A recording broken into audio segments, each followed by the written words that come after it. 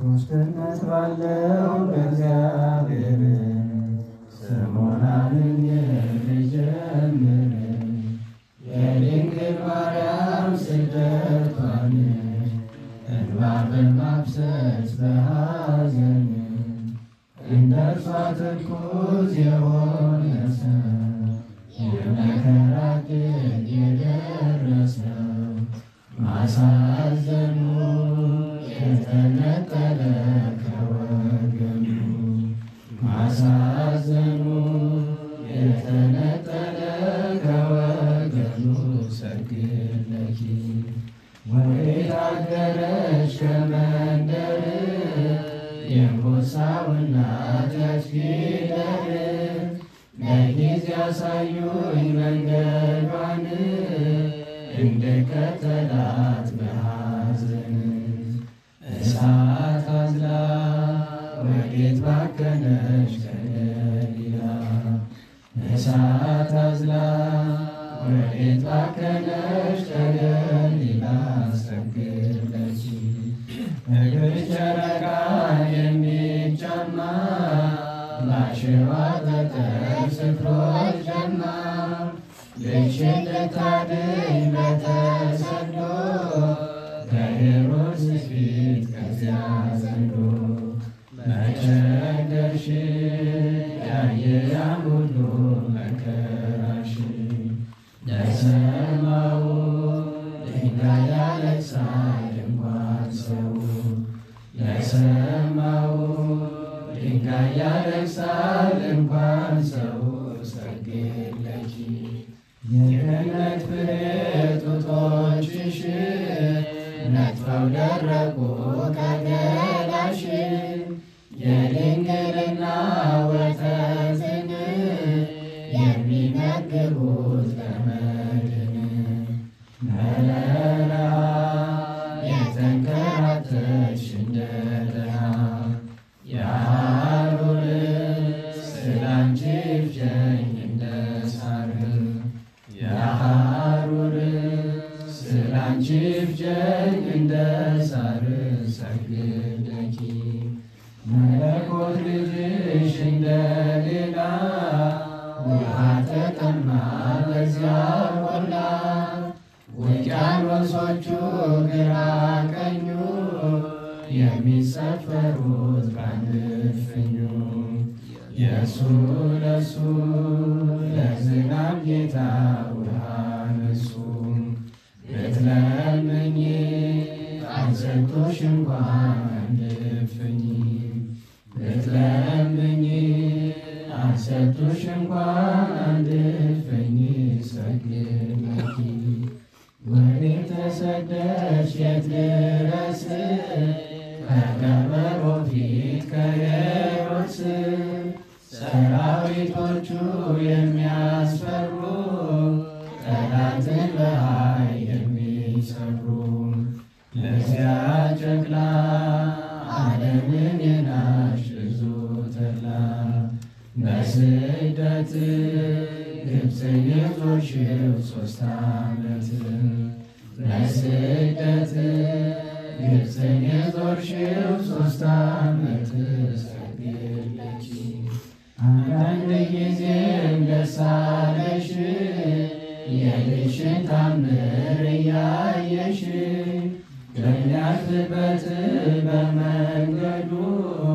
ግመሎች ቁመው ባያስገዱ ያስቸግሩ 5ቱን ድንጋይ ሆነው ቀሩ ያስቸግሩ 5ቱን ድንጋይ ሆነው ቀሩ ሰግድለኪ ካረፍሽበት ከዛፍ ጥላ ሽቶች ከበውሽ በዚያ ቆላ ዓይኖችሽ ፈርተው ስለነሱ እንባ ክረምትን አፈሰሱ የኔ የባሪያሽ ይፍሰስ 2 ዓይኔ አንቺ ፈንታ ግብፅ በስደት ልንገላታ አንቺ ፈንታ ግብፅ በስደት ልንገላታ ሰግድለኪ አሚት በለኝ ይጭነቀኝ ስለጠበበሽ ግራ ቀኝ ሽፍቶቹ ገፈው ሲማከሩ ዓይኖችሽ ፈርተው እንባ ዘሩ መራቆቱ ስላሳዘነው ጌትነቱ አመነታ ልብሱን መለሰ አንዱ ሽፍታ አመነታ ልብሱን መለሰ አንዱ ሽፍታ ሰገደለኪ ችግርሽን አይቶ ጭንቀትሽን ሕፃኑ ልጅሽ እናቱን ከቆምሽበት መልካም ምንጭ አፈለቀልሽ እንድትጠጪ ያቺ ውሃ ጸበል ሆናለች ለሕያዋን ከዚያው ላሉ እሬት መራራ ሆነች አሉ ከዚያው ላሉ እሬት መራራ ሆነች አሉ ሰግደለኪ በራቀ ጊዜ ብዙ ጭፍራ ሄሮድስ ርጉሙ ክፉ አሞራ አንቺን ሊያስፈልግ ከርጉስቋም ካረፍሽበት ከድካም ዮሳብ ቢነግርሽ ክፉ ዜና ሁከት ድንጋጤ ገባሽና በዚያን ጊዜ ከሰሎሜ ላይ በትካዜ አለቀሽ እርር ብለሽ አለቀሽ እርር ብለሽ ሰግደለኪ እኔ በነበርኩ በስደቱ አዝነው ነበረ እንደ እናቱ አልሆነም እንጂ በምኞት የእግሩን ትቢያ በላስኩት ያንቺ ልጅ ትሁት እንጂ ነው ሰው ወዳጅ ያንቺ ልጅ ትሁት እንጂ ነው ሰው ወዳጅ ሰግደለኪ ለደስታ አብስሪ ናዝሬት ሆይ ንጉሥሽ መጣ ያፀሐይ ከነዙፋኑ ምቹ አልጋው የግብፅን ጣዖት ያረገው እሰይ ለኛ በደህና መጣ ያለን ዳኛ የመከሩ የእርሱ ጠላቶች አፍረው ቀሩ የመከሩ የእርሱ ጠላቶች አፍረው ቀሩ ሰግደለኪ ቅድስት ድንግል ማርያም እመቤቴ መንግሥተ ሰማይ ይሆን ቤቴ በኃጢአት ጭቃ ብለወስ ቆሜ ከፊትሽ ስወቀስ አንቺ አማልጅኝ ከዓለም ንጉሥ ከዓለም ንጉሥ አንቺ አማልጅኝ ከሰማይ ከምድር ንጉሥ ድንግል ማርያም ሆኜኝ ዋስብ ሆኜኝ ዋስብ ሰግደለኪ ቃል ሲነገር ልስማ ጌታ ሆይ እባክህ ልቤን ክፈተው ልቤን ክፈተው የልልያን ልብ እንደከፈተው ልቤን ክፈተው ልቤን ክፈተው የልልያን ልብ እንደከፈተው። በስመ አብ ወወልድ ወመንፈስ ቅዱስ አሐዱ አምላክ።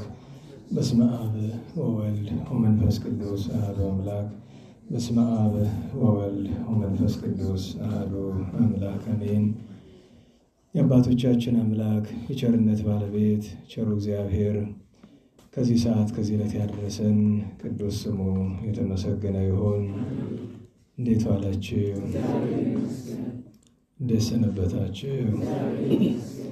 ቸርነቱ ምሕረቱ ይቅርታው በጎነቱ ለዘላለም የባሕርይ ገንዘቡ የሆነ አምላካችን እግዚአብሔር ለአምላክነቱ እንደሚገባ ቅዱስ ስሙ የተመሰገነ ይሁን። እመቤታችን ወላዲተ አምላክ ንጽሕት ቅድስት ድንግል ማርያም ቅዱስ መስቀል ቅድስት ቤተ ክርስቲያን ያከበራቸው ቅዱሳን ሁሉ ስማቸው የተመሰገነ ይሁን። የተመሰገነ ይሁን። እንኳን አደረሳችሁ። ቸሩ አምላካችን መድኃኔዓለም ከቅዱሳን በረከት ያሳድርብን። ኦሪት ዘፍጥረት ምዕራፍ 12 ቁጥር 10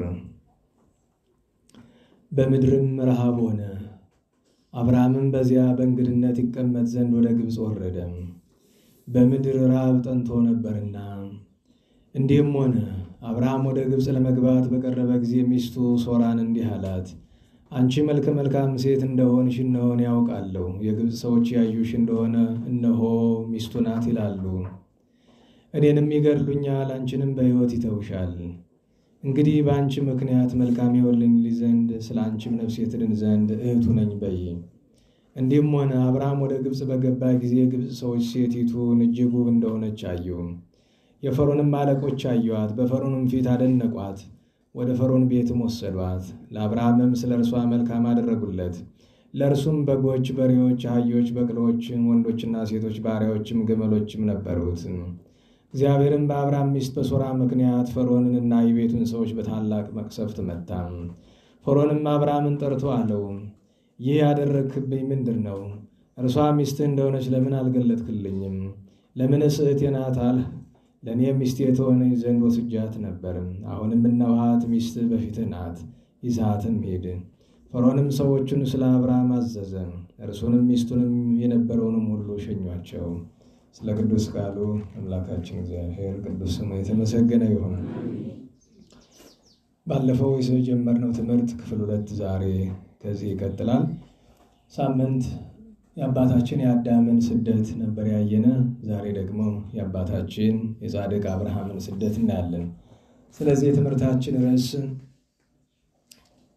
ከሁለቱ አንዱ እናደርጋለን። በድፍኑ እንመልከተው ከተባለ ስደተ አብርሃም ነው። በእመቤታችን ስደት በአብርሃም ስደት ውስጥ መመልከት ነው።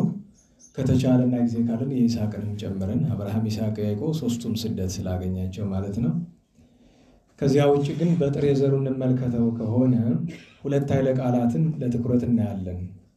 አንደኛው በምድር ረሃብ ሆነ የሚለውን ኃይለ ቃል ወይም በምድር ረሃብ ጸንቶ ነበርና እስመ ጸና ረሃብ ጸንቷልና የሚለውን መነሻ እናደርጋለን።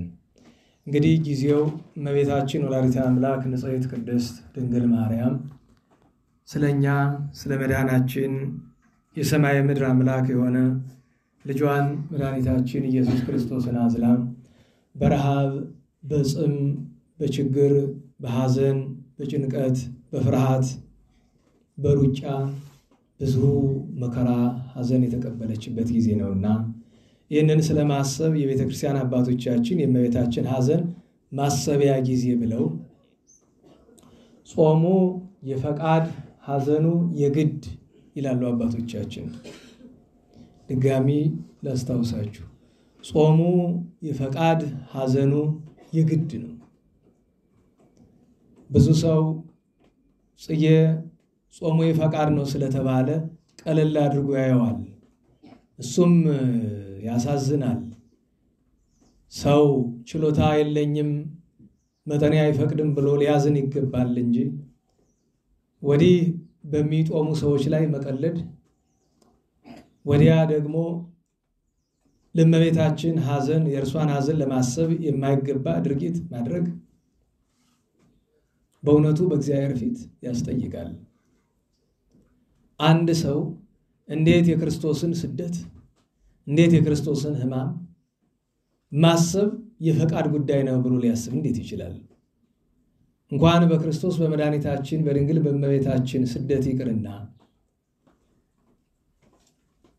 ጌታችን በአንቀጸ ብፁዓን ትምህርት ላይ በቅዱስ ማቴዎስ ወንጌል ምዕራፍ 5 ላይ የሚያዝኑ የሚያለቅሱ ብፁዓን ናቸው ብለዋል።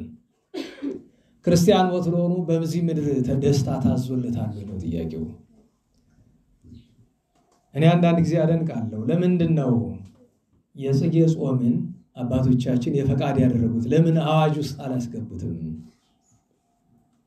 ከሌላው በምን ያንሳል? ይህንን ያላደረጉበት ምክንያት ሁለት ነው። አንደኛው መቼስ ሰው ደካማ ነውና ጫና እንዳይበዛ በሚል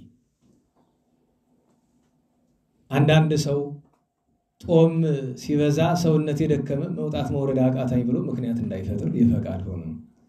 ሁለተኛው ነገር እስኪ ሰዎች ተገደው ሳይሆን በፈቃዳቸው ለፈጣሪያቸው ለእመቤታቸው ፍቅራቸው የሚገልጡበት መንገድ ይኖር ነው እና ሰው መልካም በሚያደርግ ሰው ይቀናል እንጂ አያሾፍም።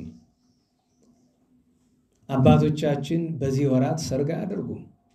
እነዚህን 40 ቀናት ከእመቤታችን ጋር ቢችሉ በአካል ባይችሉ በልቦና ይሰደዳሉ እንጂ ዘፈን ጨዋታ አያመጡም በዚህ ወራት እና በእውነቱ ነፍሳችንን ሰቀቀን ውስጥ ከሚከት ነገር ራሳችንን እንድናቅም ለሁላችንም ያስፈልገናል።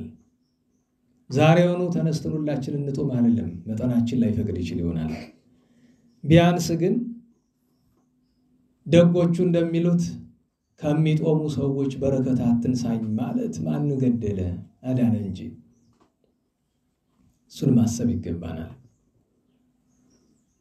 ሌሎች ነገሮችን በየትምህርቱ መካከል እናወሳለን። የእመቤታችን የጌታችን ስደት እንደ እንግዳ ደርሶ እንደ ውሃ ፈሶ አልመጣም። በብሉይ ኪዳን ምሳሌ ይሆን ዘንድ ቅዱሳን ተሰደዋል። አዳም አባታችን ሳምንት እንዳየነው ከገነት ወደዚህ ምድር ከዚህ ምድር ወደ ሲኦል ተሰዷል። በብሉይ ኪዳን የነበሩ ቅዱሳን ሁሉ ወደ ሲኦል ተሰደዋል። ግን የሲኦል ምሳሌ ወደምትሆን ሰው ሳይሆን እንስሳ ወደ እግዚአብሔር ሳይሆን ፍጡር ከፍጡርም እንስሳ ወደሚመለክባት ወደ ግብጽ ተሰደዋል።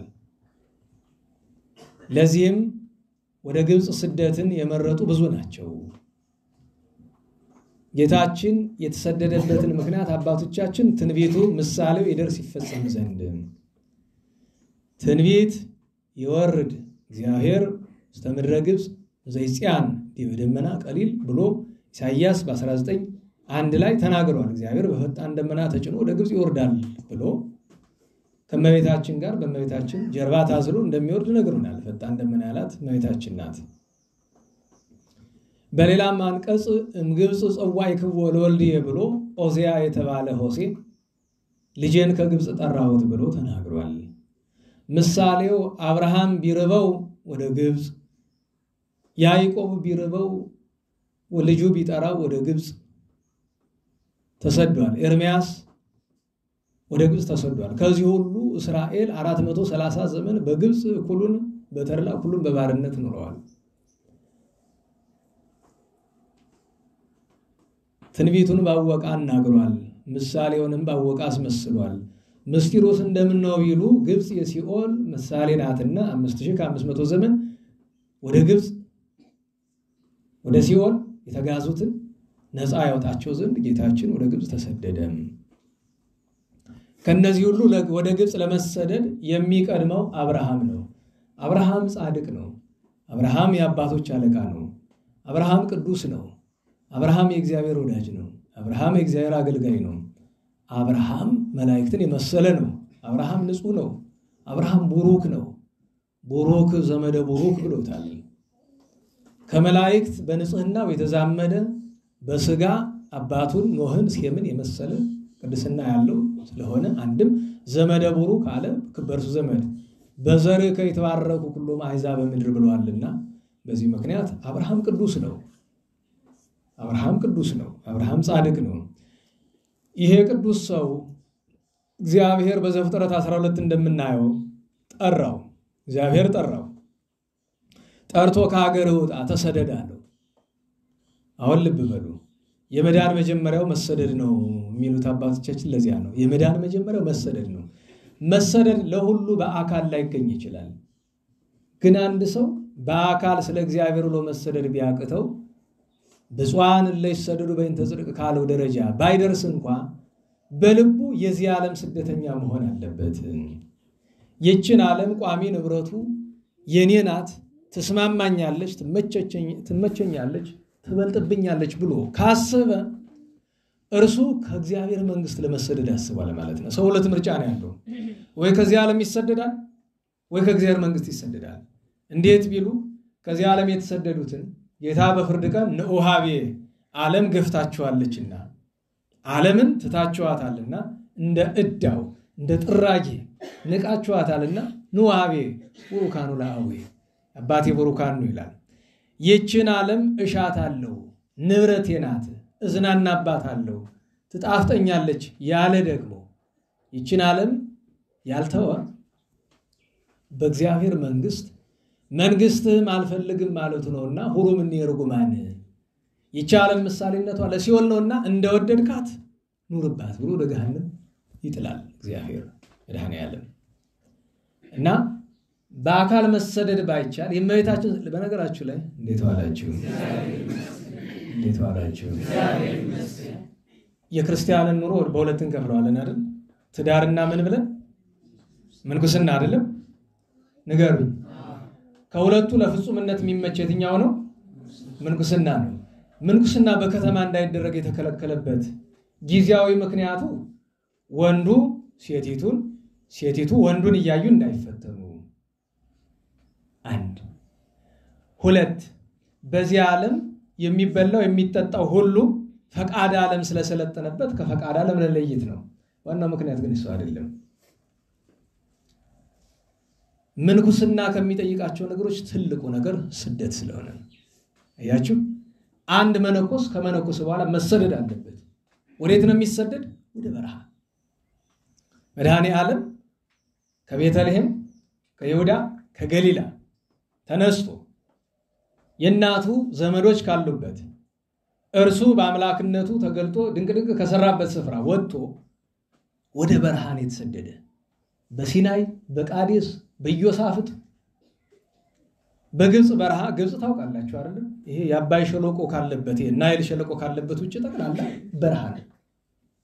የናይል ሸለቆም ለምለም የሆነበት ምክንያት የአባይ ውሃ ስለሚያጠጣው ነው እንጂ በረሃ ነው። የመጀመሪያ ገዳም በዓለማችን የመጀመሪያው መነኩሴ ማን ነው? አባ እንጦንስ ናቸው አይደል? አባ እንጦንስ ምንኩስናን የመሰረቱበት ምስራቃዊው ግብጽ ክፍል ለቀይ ባህር ዳርቻ የሆነው ስፍራ ብትመለከቱ ለደቂቃ መቆም አይቻልም፣ እሳት ነው። ለምንድን ነው ያን በረሃ የሚፈልጉት? በነገራችሁ ላይ እግዚአብሔር ከገዳማት ሁሉ የመጀመሪያ ገዳምን የገዳማት ሁሉ ማዕከል እንድትሆን ግብጽ የተመረጠችበት ምክንያት ጌታችን ከተሰደደባቸው ምክንያቶች አንዱ ስደትን ለመባረክና ገዳማትን በኪደተ እግሩ ለመቀደስ ነው። የእርሱን ስደት ያልቀመሰ ቅዱስ ጳውሎስ ምን አለ ለሮም ሰዎች ሲጽፍላቸው? ቅዱስ ያሬድ በድጓው ይናገረዋል አይደለም? እንከመሰ አረይነ ሕማመ ምስሌሁ ንሪ ክብረ ምስሌሁ። ክርስቶስ መድኃኒታችን በመከራው ከመሰል ነው አይደለም? በክብሩ ምን መስለው ክብሩ የተባለችው ምንድነው? መንግሥተ ሰማያት። መንግሥተ ሰማያት ራሱ ስለሆነ መድኃኒታችን። አንድ ሰው ጌታችንን መስቀሉን ካልተሸከመ ምንድነው የሚለው? ጌታችን መስቀሉን ያልተሸከመ በኋላ ያልተከተለ መስቀል የተባለ ጌታችን ያለፈባቸው መከራዎች ናቸው። እነዚያን ለመሸከም ያልፈቀደ በኋላ መከተል ማለት ጌታን መምሰል ነው። ለኔ ሊሆን አይገባውም ማለት መስቀል የማይሸክም እኮ ለእግዚአብሔር ለክርስቶስ ለመድኃኔዓለም ሊሆን አይገባም። እና የእመቤታችን ስደት ማሰብን እንደ መብት የሚቆጥር ካለ እሱ ጅል ነው። የመጨረሻ ክርስትና ምን እንደሆነ አልገባውም ማለት ነው። እና ምንስ እንዲያው በዚህ ዘመን ምን ይላል? ትእዛዝ አምጣ። ባለፈው መረቡ ነግሬያቸዋለሁ። ትእዛዝ አምጣ፣ ጥቅስ አምጣ፣ በዘመነ ጽጌ ጋብቻ ተከልክሏል የሚል ጥቅስ አምጣ። እንዴት ዋላችሁ?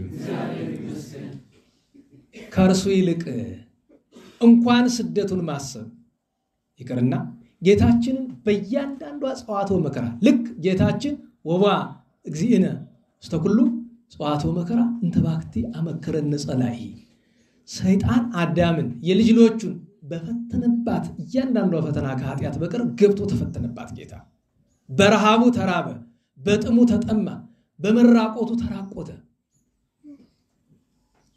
በመሰደዱ ተሰደደ። እያንዳንዷን። ታዲያ እርሱ ስለኛ ብሎ ያደረገውን መከራ እኛ መልሰን እንድንቀበለው አዞናል። የችሎታችንን ያክል መሞከር ይገባናል። አባታችን አብርሃም ያሰኘው ምንድነው? ብዙ ሰው ይገረጋም። እኔ በዚህ ዘመን ከሚያሳዝኑ ነገሮች መካከል አንደኛው ደጋግሜ ነግሬያቸዋለሁ። ስማችን ኦርቶዶክስ ነው፣ ግብራችን ግን ፕሮቴስታንት ነው። ከፕሮቴስታንት የተሻለ ህይወት ያለው መልካም ሰብዕና ያለው በተግባር ካለን ኦርቶዶክሳዊ ውስጥ በተለይ ወጣት ነን ከምንለው ስንት ይገኛል? በፐርሰንት 5% እናገኛለን። ቅር ካላላችሁ ለምሳሌ ሰንበት ተማሪ ሆኖ ቅድስና ያለው ሰው ታውቃላችሁ? የማህበራት አባል ነው፣ ዝክረ ቅዱሳን በለው ማህበረ ቅዱሳን በለው ምናምን ትይበለው ታውቃላችሁ? ቅድስና ያለው ሰው አለ? ለምን ይመስላችኋል? ችግር አለ። ክርስትናውን አላፊ አግዳሚ እንዲያስተምረው ክርስትናውን ቀምሶ ቅዱስ ዳዊት ጣዕሞት አይምሮ አለ። ለማወቅ ምን ማለት ያስፈልጋል?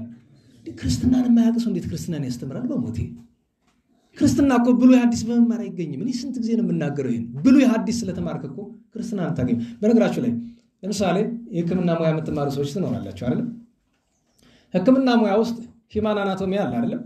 የሰው ልጅ አካል ክፍል በቲዮሪ ብቻ ተምራችሁ ማከም ትችላላችሁ? ነፍስ ነው የምታጠፉት። የሕክምና ዋናው መሰረቱ ምንድነው? የተግባር ልምምድ ነው አይደል? አንድ ሰው በተግባር ካልተለማመደ 7 ዓመት አይደለም 77 ዓመት ሕክምናን ቢማር ሐኪም መሆን አይችልም። በነገራችሁ ላይ በእኛና በሐኪሞች መካከል ልዩነት ውስጥ ነው። እኔ አንድ ሐኪም የተማረውን ያክል ላነብ ይችላል። ሁሉ ነገር ዛሬ አደባባይ ነው ያለ። በነገራችሁ ላይ የትኛውም ትምህርት አደባባይ ነው። የሃይማኖቱም ትምህርት ሁሉም አደባባይ ነው ያለ። የማይገኘው አደባባይ ላይ ምንድነው? ተግባሩ ነው። እኔ አሁን ማከም አልችልም፣ ግን ሰርጀሪ እንዴት እንደሚሰራ ንባብ አለ። ሕክምና እንዴት እንደሚሰጥ ፕሪስክሪፕሽን የመድኃኒት ማዛ እንዴት እንደሚታዘዝ ለዚህ ህመም ይሄ ነው መድኃኒቱ እንኳን ሊለው ይቅርና አልኳችሁ። እንዴት ዋላችሁ? ስለ ሕክምና ያነብ ሐኪሞች አይታችሁ ከሆነ አንድ የታመመ ሰው አካሉ ሲነካ በጣም የሚሰማው ማለት ነው። ብዙ ጊዜ ታዘቡ። ሐኪም ሲነካው ግን ያመው። አባቶቻችን ምን አሉ? ሐኪም የያዘው ነፍስ ባያድር ይውላል ብለዋል። ነገርን ካመጣው ይሄ ነው። እውነተኛ ሐኪም እኮ ከእጁ ረድኤት አለው እኮ ይላሉ አባቶች። እውነተኛ ከሆነ ህሊና ያለው ሰው ከሆነ ሐኪም የያዘው ነፍስ ባያድር ይውላል። ለምንድን ነው ባያድር ይውላል ያሉ? ማዋሉ ምንድነው? እግዚአብሔር የሰጠውን ሀብት ያሳያል። ባያድር ማለቱ ፈጣሪ አይደለም ፍጡር ነውና እግዚአብሔር ሊወስደው ካሰበ ማዳን አይችልም ነው። በዚያው ልክ ግን ሕክምናውን ፌዝ ያደረጉ በነገራችሁ ላይ ይኸውላችሁ ክህነትና ሕክምና ተመሳሳይ ናቸው። ሰው በሚገባ ከያዛቸው በምድርም በሰማይም ይጠቀማል። በነገራችሁ ላይ በምድር ካህን እንዳይርበው መሐራው የለም፣ ልብስ እንዳይቸገር ምዕመናን በዓመት ዛሬ የቀረ እንጂ እኮ ኩታውን ልብሱን የሚያለብሱ እኮ ካህናት ምዕመናን ናቸው አይደል? የዓመት ቀለብ ይሰፈርለታል። እሱ ብቻ አይደለም፣ በሚሄድበት ቦታ ሁሉ ጫማው ይሰማል፣ ጉልበቱ ይሰማል አይደለም እንዴ? አዎ፣ አይርበው አይጠማው ተከብሮ ከንጉስ እኩል አንዳንድ ጊዜ ንጉስ በላይ ተከብሮ ነው የሚኖር ካህን። በእኛ ሀገር ሐኪም ቅርብ ጊዜ ራሳቸውን እስኪያዋርዱ ድረስ ምናምን እያሉ አደባባይ ወጥተው ሙያቸውን እስካዋረዱት ቀን ድረስ ማንኛውም ሕፃን ሲጠየቅ ምን መሆን ነው የምትፈልግ ሲባል ምንድን ነው የሚል? ዶክተር የሚል አይደለም? ዛሬስ እኔ ብዬ የማውቅ አይመስለኝም። ድሮም ብዬ አላውቅም፣ አሁንም አልልም ዶክተር። ለምንድን ነው የማልለው? ለሙያው የሚመጥን ሰብዕና ይኖረኛል ብዬ ስለማላስብ። ብዙ ሐኪሞች በዚህ ዘመን ለሙያው የሚመጥን ሰብዕና የላቸውም። ምክንያቱም ሕክምናን ገቢ ማግኛ ብቻ አድርገውታል። በጣም ነው የምታዝኑት የምታፍሩትም። በዛው ልክ ደግሞ መልካም ሐኪሞች አሉ። እኔ በነገራችሁ ላይ ትክ ብሎ አይቶ እንኳን ባለፈው ለሕክምና ሄደን አይቶ አይ ገንዘብ ያይኖረው ይሆናል ብሎ እንኳን በቃ እና የሆነች ማስታወሻ ጻፍ አድርጓል ላይ ሰውየው ሐኪሙ ስራ እንደሌለኝ ያወቀ መሰለኝና ያቺን አያትን ምንድናት ብዬ ለአንድ ሰው ወስጄ አሳየሁት። በነፃ ሕክሙት ነው የምትላለኝ እና ኋላ አንድ ሰው ለኔ በጎ ስላደረገልኝ አላመሰግነው። ለምን? ትንሽ እቺ ስሟ ምናምን አለች እሱ አንድ ሰው ሊያደርግ ይችላል። ከዛ አንዱን ሰራተኛ ጠራውና ስማ ይህ ሰውዬ ድሃ ሲመጣ በነፃ ያክማል አልኩት። በጣም በተለይ ገጠር ሰው እንደዛ ሲመጣ እግዚአብሔር ይባርከው እመርቀዋለሁ ብዬ ከፊቱ ሳይሆን ዞር ብዬ ጨምለውን ብዬ ሄድኩኝ። እንደዚህ ያለ ህሊና ያላችሁ አለ። የሚገርማችሁ ነገር አሁን እስራኤል ውስጥ ያለ አንድ እዚህኛው ጉባኤ ሰው እዛኛው ጉባኤ የሚማር ልጅ ነበር። እናቱ የተባረከች ናት። ስሟን በጠራ ታውቋታላችሁ። እዚህ አካባቢ ነበረች እና መጥቶ ስራው ጨነቀኝ አለኝ። ምንድነው? ነርስ ነው እና ክሊኒክ ውስጥ አሁን ተዘግቷል። ክሊኒኩ እዚህ ዋርካው አካባቢ ያለው ብንደም ሰውየው ሞቷል። ነፍሱን ይማር እና ምንድነው ያስጨነቀ? ህክምና እኮ የቅድስና ስራ ነው ብዬ ስለው አይ ትርፍ ክፍያ አላት ከደሞዝ ይልቅ እሷን አጥሩ። ያችን ትርፍ ክፍያ ግን ትርፍ ለሚሰራ ነው የምትሰጥ። ትርፉ ስራ ምንድነው ማለት የፓርታይም ነው ስለው አይደለም በድብቅ ምን ሰራት ስራ አለች። ምንድን ሲል ስለው ውርጃ በማህፀን ያሉ ህፃናትን ማረድ፣ መግደል፣ መጨፍጨፍ። እኔ ነኝ ይሄን ቃል የምጠቀመው። ስማኝ እንጂ እርቦሃል? ከቤት ከእናት ቤት ችግርዋል? እረ የለም አልችግረኝም። ዛሬውን ልቀቅ። አንድ አጋጣሚ ልንገራችሁ። ሁለት ሰዎች ነበሩ አሁን ቅርብ ጊዜ። አንደኛው አርፏል ማለት ሞቶ አይደለም ተመልሶ ገብቷል። አንደኛው ግን በዛ ማዶ አለ። በዛ ማዶ ስላችሁ ጎንደር ውስጥ አይደለም። አንድ ሰሞን አንድ ገዳም አለ ወደዚህ ወደ ሰሜኑ አካባቢ እና ሁለት እረኞች ናቸው እና በረኝነት ሲሄዱ ታውቃላችሁ የስውራን ስፍራ አለ አይደል? ስውራን ስፍራ ላይ ደርሰው ላይ አያውቁትም እና በር ሲከፈት ያያሉ ሙሉ ተራራው ላይ ማለት ነው። ፋንታሲ አይደለም ብነግራችሁ ቅርብ ጊዜ የተደረገ ነገር ነው በተግባር አለ። አሁንም አንደኛው ሰውየው በህይወት አለ እና ሁለቱም ምን እንደሆነ ለማየት ሲገቡ ተዘጋባቸው። ሲገቡ ሌላ ዓለም ነው፣ የቅዱሳን ዓለም ነው፣ የስውራን ዓለም። ሌላ ዝርዝር ታሪኩን ትቼ አንዱን ተመልሰው ወጣ ያየውን ለጥቂት ሰዎች ተናገር ተብሎ ወጣ። አንደኛው ግን በዛው ቀረ። አሁን ያለው ያ የወጣው ነው እና ሲገቡና ሲወጡ የተመለከቱት ነገር አለ። ሲገቡና ሲወጡ እንደ በርሚል የሚመስል ነገር ከተራራው ስር አለ። ከበርሚል ከሚመስለው ነገር ሊሞላ የደረሰ ደም ሞልቶ ያለው እና ከዚህ ከተራራ ከሚመስለው ነገር ላይ ደም ጠብ ጠብ ይላል እና ሊወጣ ሲል አንደኛውን ከስውራን አንዱን ይሄ ምንድነው? ይሄ በዓለም በእናታቸው ማህፀን እያሉ የሚታረዱ በወርጃ የሚገደሉ ህፃናት ደም ነው። ዓለም የምትጠፋ ይሄ የሞላ ቀን ነው፣ ሁሉም ሰው የሚያልቅ። በዚህ ዓለም ከአረመኔነት ሁሉ የመጨረሻው አረመኔነት ሄሮድስ የሰራው ስራ ማለት ነው። ከሄሮድስ የከፋ መቼም ያለ አይመስለኝም። ህፃናትን ጨፍጭፏል 144,000 ዛሬ በየሐኪም ቤቱ የሚታረዱ ደግሞ ከሁሉ በላይ የሚገርማቸው አሜሪካን ብትሄዱ አሜሪካን አሁን ከፍተኛ በዚህ በሊበራሉና በዚህ በፋራይቱ ከፍተኛውን ጭቅጭቅ ካስነፍሱ ነገሮች አንዱ ህፃናት ለምን በማህፀን ይገደላሉ ነው። ክርክሩን የተወሰኑ ፍርድ ቤቶች እንግዲህ አስቡ። አሜሪካን ውስጥ ለሃይማኖታቸው ጨንቋቸው አይደል የሚናገሩት? ታውቃላችሁ አይደለም? በየትኛውም ሀገር ህግ ሰው መግደል ወንጀል ነው አይደለም? እና እነዚህኞቹ ሰው መግደል ወንጀል ከሆነ ለምንድን ነው በማህፀን ያለው ጽንስ ሰው አይደለም ወይ? በነገራችሁ በማህፀን ያለው ጽንስ ድንጋይ ነው? አፈር ነው? የእንጨት ስንጣሪ ነው? እንዴት ነው ቅፍፍ ማለት? ደግሞ እኮ የሚገርማችሁ ነገር ሽማ አንድ አባት ምን ይላሉ? እግዚአብሔር ያደረባቸው ናቸው። በማህፀን ያለ ምንም አንድ ህፃንን ከገደለ ሰው 1000 ሰው የገደለ ሰው በእግዚአብሔር ፊት ምሕረት ለማግኘት ቅርብ ነው ብሏል። 1000 የቆመው ለምን? ያኛው መከላከል የሚችልበት አቅም አለው፣ ሩጦ ያመልጣል፣ ይሸሻል። በማህፀን ያለው ግን አስባችሁታል? እናቱ ፈርዳበት፣ ሐኪሙ አረመኔ፣ እናቱ አረመኔ። እንዴት ብሎ ይሆናል? እንዲያው ነገርን ካመጣው ብዬ ነው። እንዴት ዋላችሁ? እንዴት ዋላችሁ? ምን ነው እናንተ ወደዚህ ሰው ይከተልን? ወደ ኋላ እንመለስ። ዋናው ክህነትና የሕክምና ሙያ እወቁበት ማለት እኔ እንጃኔ አንዳንድ ጊዜ አሁን እዚህ በነርሲንግ ሆነ የሰለጠናችሁ ካላችሁ እንደዛ ሊያስደርጓችሁ ካሉ እኔ በሞቴ ረሃብ ይግደላችሁ።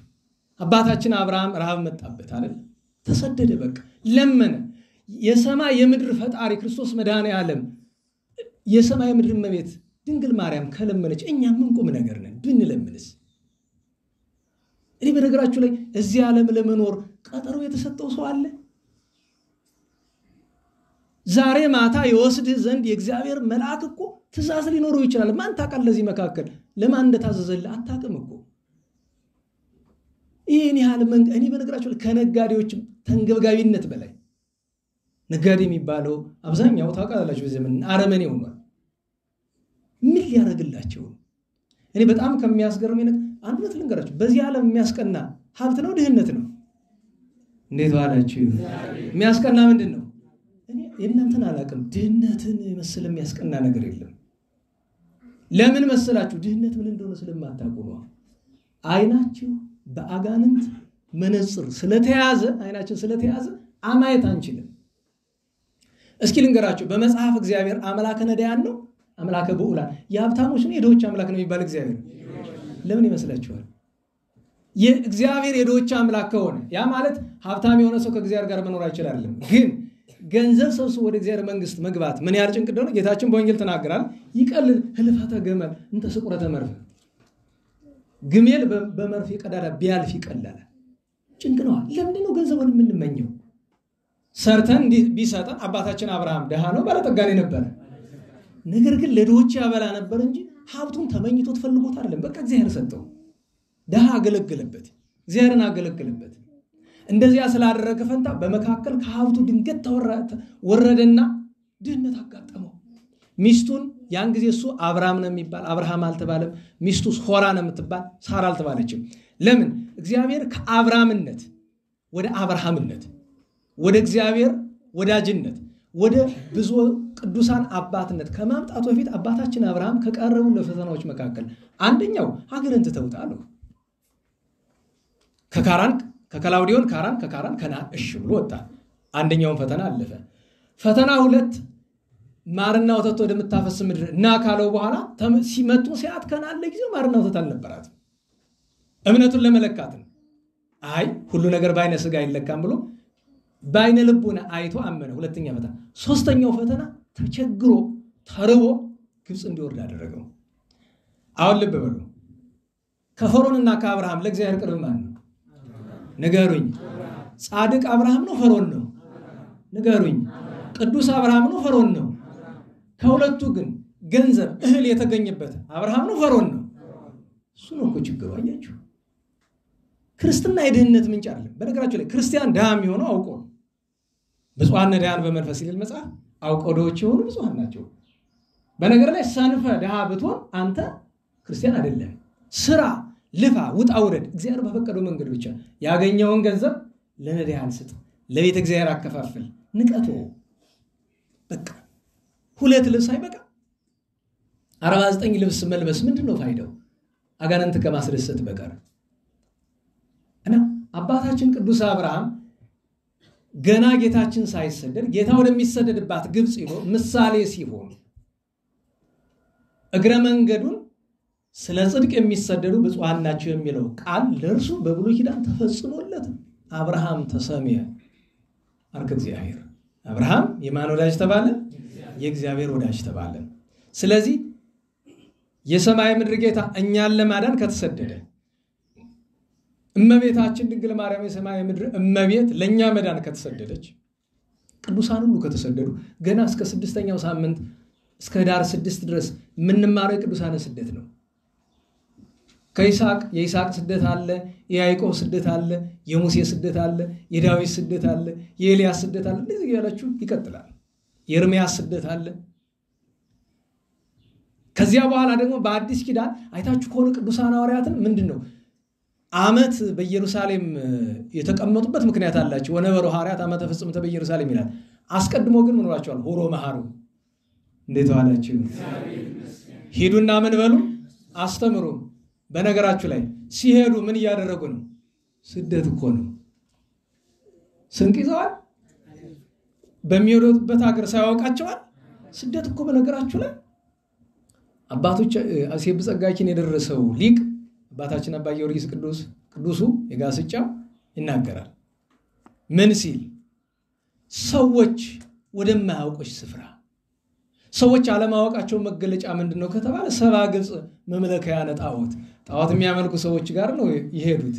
አመሰደዱኪ ማብያት ከቤታቸው ሂጅልናል። በቃ አትለምኝን እኮ ደረጃችን አትቁሚ። ስለ ቸሩ እግዚአብሔር አትበይን ሂጂ በቃ ላቲ ስብሐት ብለው አትለምኝን አንሰጥሽም አናሳደርሽም ልብ በሉ ከቀን ሐሩር ከሌሊት ቁር የምትጠለይበትን ቤት አንሰጥሽም አንጀትሽን የምትደግፊበት እንጀራ አንሰጥም ለጉሮሮሽ ጠብታ ውሃ አንሰጥም ብለው ከልክለው አባረሩ እፎ አድርኪ በጽመት ወያፈራኪ ግርማ ሌሊት አለ ምስለ አራዊት ከሰው አውሬ የተሻለ በዚያ ዘመን ዛሬም ከብዙዎቻችን አራዊት ሳይሻሉ አይቀሩም በነገራችሁ ላይ አውሬ ሆዱ ከሞላ አይገልም ለምን የሚገድል ስለ ሲርበው ሆዱ ከሞላ ትቷችሁ ነው የሚሄድ የኛ ሰው ግን እኔ ደም ጠማሽ መስለኛል አልፎ ተርፎ ደግሞ አሁን አንዳንዱ ሰው እኔ ይገርመኛል አሁን ፌስቡክ ላይ ሰሞኑን አንዲት እህታችንን ገለው እንደዚህ ጦታ እንደዚህ ያደረጋት አንተ ባል አይደለም አላ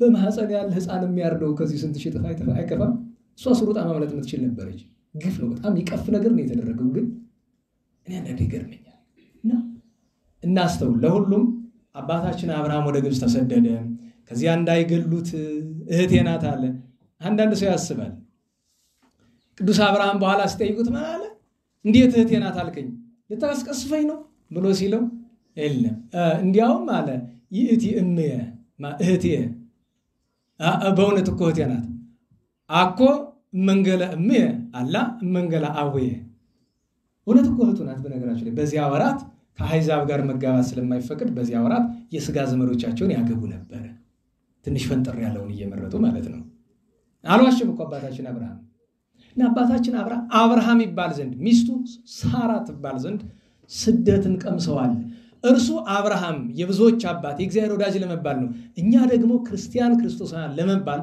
በአካል እንሰደድ መቼስ በአካል ሰው ከቅድስና አካል ደረሰ በቀር ስደትን ላይመኝ ይችላል አይደለም ቢያንስ ግን በልባችን ከመቤታችን ከጌታችን ጋር መሰደድ አለብን በልባችን ስንሰደድ የሚሰማን ነገር አለ ሳምንትማ ወስቻላችሁ ነበራል በልባችን ስንሰደድ ምንድነው የሚሰማን ረሃዋ ይሰማናል ረሃዋ ሲሰማን ወዲያው ወዴት ነው የምንሮጥ ወደ ነዳያን ወደ ድሆች ወደ ተቸገሩ ጎረቤቶቻችን እንሮጣለን ለምን እመቤታችን ርቧት ነበረ ዛሬ ግን ረሃብ ላይ አይደለችም ረሃዋ ዛሬ ወዴት ነው ያለ ድሆች ጋር ነው ያለ አያችሁ እመቤታችን ጋር በልብ መሰደድ ማለት እሱ ነው ሐዘኗን አስበን እናለቅሳለን እናዝናለን የታረዙ የታሰሩ የተሰደዱ ወገኖቻችን በዚህ ዘመን በሚሊዮን የሚቆጠር ሰው ተፈናቅሎ ተሰዶ ዛሬ ከነ ለዜና እንኳን ማይበቁ ነው አይደለም በዚህ በእኛው ክልልም በዚህ በትግራይም በወለጋም በኦሮሚያም በየትኛው እችስ በስደተኛ በዓለም ከአንድ እስከ 3 ካሉ ሀገራት መካከል አንዷ ኢትዮጵያ ናት በስደተኛ ብዛት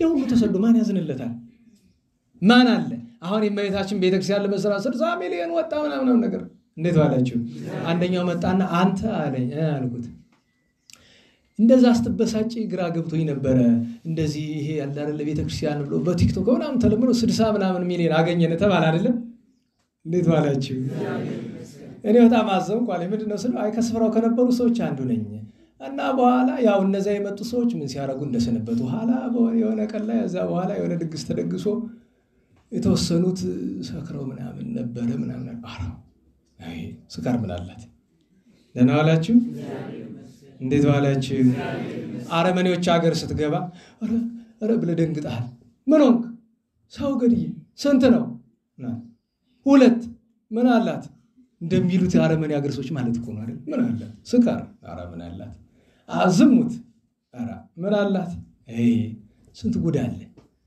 ታዲያ ተወጣና በአደባባይ ለቤተ ክርስቲያን ይሄን ያህል ጊዜ ታሰረ ወንድማችን ምናምን ያ ደሞ ወጡ ጎደር ስላልተወለድክ ቆጨኛል አረ ድራማ ሰለቸን አረ ተወነ ባካችሁ ለነገሩ እኛንን አልተው ያልናችሁ መሰለኝ እኔ እውነቴን ነው የንታ ኃይለ ሥላሴ በቀኝ አቁማቸው መመራችን ነግራችሁ ለዚህ ፊት አረ መኖር አልቻልኩም አልኳችሁ ምንድነው ሴት ሁሉ ራቁቱን ይሄድ እና አሉኝ በቃ እንዴት በቃ ከተማ መንቀሳቀስ ጭንቆነኩ ይስላችሁ ስማኝ እና ምን በደሉ እነሱ ራቁታቸውን ይሄዱ ስማኝ እንጂ አሉኝ የእነሱን ራቁት ታያለ ጥፋቱ የነሱ መራቁት ነው አንተ ማየት ነው እነሱ ማለት እንግዲህ ካለማ እንዴት ይሆናል ምክንያቱም እነሱ ራቁት በመሆናቸው አረመኔዎች ናቸው ክፎች ናቸው አይደለም የኔን ጥፋት ግን የነሱ ራቁትነት አያቀለውም። ትልቁ በደል ለኔ ምንድነው? ማየቴ ነው። እያችሁ እና እዚህ እኮ አባቶቻችን በቃ ጻድቃን ቅዱሳን ነበሩ እኮ አይደለም? ሲወለዱ ሲያዩት ዘመን አጸባ ነው። እንደናውነ ዘራ ብሩክ ያሉ ምን አሉ? ፈጣሪያችን አይናችን አጥፋው ብለው እኮ አይነ ስውር ያ መከራ ያ አይናቸው ላለማየት በቃ ይጥፋ ብለው እኮ የጸለዩ ቅዱሳን አሉ። አንዳንዴ ይገርመኛል። አሁን ዛሬ ስታስቡት እመቤታችን አስባችሁታል? ድንጋይ እየቆለልክ ይሄንን ያክል አንድ የካቶሊክ የጴንጤ ካቴድራል የሚመስል ስለሰራላት እመቤታችን የምትደሰት የሚመስለው እንዴት አይነት ስንት እንስሳ ነው ያለና ባካችሁ። አንዲቱ እግዚአብሔር ስጣት ወቀሳ ላኩላት። የታላቅ ሊቅ ልጅ ናት። አሁን በህይወት የሌሉ ወቀሳ ላኩላት። ክርስቲያኖች በረሃብ ምክንያት ሃይማኖታቸውን እየተው እመቤታችን ጌታችን ዛሬ በደሃ ጉሮሮ ሆነው እየራባቸው እየጠማቸው እዚህ ስራ የምትሳተፊ እኔ አዝኛለሁ ይቅርታ ጠየቀች። በዚህ ልክ አላስተዋልኩትም ነበር አይደግመኝ ማርማለሁ እዚህ በኋላ በሰው የሚያስበው ምንድነው? እና ቤተክርስቲያኑ ተጀምሮ ይቅር ይላል። ይቅር ምን ይጎዳል? አይ እውነቱን እንነጋገር። እንዴት ዋላችሁ? ምን ይጎዳል? ተጀምሮ ቢቀር ምንም አይጎዳም። ከዚያው መቃረቢያው እዚህ በኋላ ሺህ ዓመት ቢቀደስበት ምን ይጎዳል? ምንም ይጎዳው ነገር የለውም እኮ። ይሄ ተጀምሮ የቀሩ እነዚህ ብዙ ገንዘብ የሚፈልጉ ቤተክርስቲያኖች እንደዛው መቅረት ይችላሉ እኮ። በቃ ቆሞ መቅረት ይችላሉ። ምንም ቅንጣት ታክል እግዚአብሔርን አያሳዝኑ። ቅንጣት ታክል። ይሄንን እንዴት እንደማቅለ ነገራችሁ አልችልም። ይኸውላችሁ ማወቅ ከፈለጋችሁ ደግሞ እግዚአብሔርን አልቅሳችሁ እስኪ ለምኑት። ፈቃድህ ምንድነው? እስቲ ድበሞቴ ፈቃድህ ምንድነው? የተለያየ ያንን የሚሰሩ ሰዎች እስኪ አንዲት ቀን እንደው እንባቸውን ጠብ አድርገው ጌታዬ ፈቃድህ ምንድነው? ይሄንን ህንጻ መስራት ነው ቢሉት 100% ነው የሚላቸው። አይደለም ነው የሚላቸው። ባይሆን በዚህ ዘመን ሁሉ ሰው የራሱ አባት የሚለው በቃው ባይ አለ። ችግሩ እሱ ነው አይደል? አልባለፈው ነገርኳችሁ። አንዱ መጣና እባክህ ቤተክርስቲያኑን መስሪያ 500 ሺህ ብር ስጠና አለ። አይየለኝም። ያ በአገልግሎት መቼስ በግሌ ሳይጠይቀው በአገልግሎት ማለት ነው የለንም አልኩት። እዚያ በወሬ የሚገርምህ ነገር አለና ረስቶት ማለት ነው። አንድ የበቁ መተው አባት ስንጀምረው እኔ ነቅፊያቸው ነበረ። ተው ፈቃድ እግዚአብሔር አይደለም ተው ብያቸው ነበር። ያለ ማጣት አንድ የበቁ አባት መጥቶ ይሄው እመቤታችን እንዲህ ብላችኋለች 70 ሳንቲም ሳትለምኑ ቤተክርስቲያኑ ተሰርቶ ያልቃል ብለውና ብለዋል። አንተ እንደው በሞቴ እንዲህ ለውን ተው አሁን 5 ደቂቃ ፊት መጥተህ ምን ስትለኝ ነበር? 500 ሺህ ብር እየለመንከኝ እኮ ነው ነበር። አሁን ይሄን ብለው የተናገሩት የበቁ አባት ናቸው? ሌባ አጭበርባሪ ናቸው። ቆብ ያጠለቀ መነኩሴ ሁሉ ይበቃል አይደለም። ብቃት የመጀመሪያ የሚፈልገው ነገር መንፈሳዊነት ነው። መንፈሳዊነት ደግሞ ወንጌል ላይ ነው ያለ። ወንጌል ላይ ህንጻ ስራ የሚል አንድ ቃል ካመጣን ይልቀጣል። ድሃ እየተራበ ክርስቲያኖች ተቸግረው እንባቸው ጠምቷቸው ሃይማኖታቸውን እየካዱ ሴቶች ሰውነታቸውን ለወንድ እየሸጡ ዛሬ አረብን ያጥለቀለቀው ወንድምና እህታችን ደልቶት ይመስላል። እዛ ይሄድ ርቧቸው ነው ቸግሯቸው ነው ቤተሰባቸው ተቸግሮ ነው እኮ። ሜዲትራኒያን ስለበላቸው በሺህ ስለሚቆጠሩ ሰዎች እንነጋገር። ቀይ ባህር ላይ ሰጥሞ ስለቀሩት እንነጋገር። ህንድ ውቅያኖስ ውስጥ ሰጥሞ ስለቀሩ እነዚህ ሁሉ ደልቷቸው ይመስላል። ሰዎች በረሃብ ምክንያት በችግር ምክንያት እየተሰደዱ ህንጻ ስራ የሚል እስኪ አንድ ቃል አይደለም የበቃ አልኩ። ብቃቱን ተው እንዴው ክርስትናውን የምናቆየው ህሊና ያለው ሰው ይገኛል አለ። ፈረንጅ እንኳን ህሊና ሲገዛ ያለውን ሀብት ንብረት ሽጦ ለእርዳታ ድርጅት ይሰጣል እኮ አይደል? ይሰጥልኛል ፈረንጅ እንኳን ማለት አይተውት በቃ የደስታ ምንጭ እንደማይሆን ሲያውቁ እንደዛ ያደርጋሉ። ፈረንጅ እምነት የለሽ እንኳን ማለት ነው። አስባችሁታል? ዛሬ መንገድ ላይ ተቀምጦ የሚለምን ስንት ሙስሊም ታውቃላችሁ? ስንት ፕሮቴስታንት ታውቃላችሁ? ተቀምጦ የሚለምነው ለማይ በሙሉ ኦርቶዶክስ አይደለም? ሰውነታቸውን የሚሸጡ እህቶቻችን በሙሉ ኦርቶዶክስ አይደለም? ማጅራቶች በሙሉ ኦርቶዶክስ አይደለም?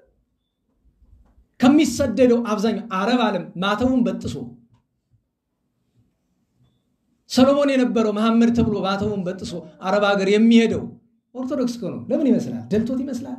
ሰው ደልቶት ማተብ የሚበጥስ ይመስላል። እንኳን ሌላ ይቅርና ማጅራት መመታትን ማላቅ ሰው አይደለም። ደርሶብኝ ያውቃል። ተደብድቤ ያውቃለሁ። ለጊዜው አበሳጫል። ውላችሁ አድራችሁ ስታስቡት ግን ይሄ ሰው ደልቶት ይመስላል። ቸግሮት ነው። ገንዘብ ስለሚፈልግ ነው አይደለም ይመጣኝ። ለምን እፈርድበታለሁ? እና የእመቤታችንን ስደት ማሰብ አይደለም ትንሽ የክርስትና ጠብታ ያለው ሰው እንዲህ አያደርግም። አዎ ግን ለሁሉም የፍርድ ሰዓት እየመጣ ስለሆነ መድኃኒዓለም ለሁሉም የእጁን የሥራውን ይሰጠዋል መስሎሃል። አንዳንድ ታውቃላችሁ በኢትዮጵያ ኦርቶዶክስ ተዋሕዶ ቤተክርስቲያን አንዳንድ ነገሮችን አያያዝ ስላላወቅን አበላሽተናቸዋል። ለምሳሌ የቅዱሳንን ቃል ኪዳን አሁን ተመልሼ ሳስብ በጣም ትልቅ ተሰርቷል። የቅዱሳን ቃል ኪዳን በብዛት መጻፉ ግብጾች አይታችሁ ከሆነ ይህን ፈርተው ይመስለኛል የቅዱሳን ገድላቸው ውስጥ በሙሉ ቃል ኪዳን የሚል ጽሑፍ አታገኙ። ፍቀውታል። የለም። በአንድ ጎኑ ነውር ነው፣ የቅዱሳን ታሪክ መፋቅ የለበትም። በአንድ ጎኑ ግን ዛሬ ምንድነው ቤትሽን የሰራ ይጸድቃል ትብላት። አንተ ሰው እያረድክ አረመኔነት እየሰራ ቤተክርስቲያን ሰርቼ ጸድቃለሁ ትላለህ። እንዴት ዋላችሁ?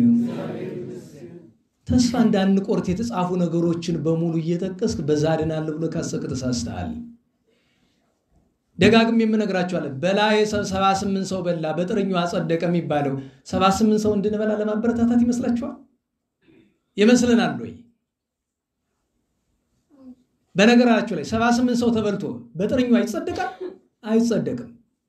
ታዲያ በላይ ሰብ እንዴት ጸደቀ ብላችሁ ብትሉ የማታውቁት ነገር ሁለት አለ። አንድ በላይ ሰብ እንዴት የመሰለ ቅዱስ ስሙን እኮ ነው ስሙ አታውቁ?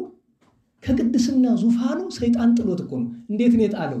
ልጅን ሰዋልኝ ብሎ እግዚአብሔርን መስሎ መጥቶ እኮ ልጅን ሰዋልኝ ብሎት እኮ ልጁን ሰውቶ አቅምሶት እኮ ነው። በዚያ ምክንያት እኮ እኔ በክርስትና 78 ሰው በልተ በጥርኙ አትጸድቃለህ የሚል ሕግ የለም። እመቤታችንም አትልም እንደዛ።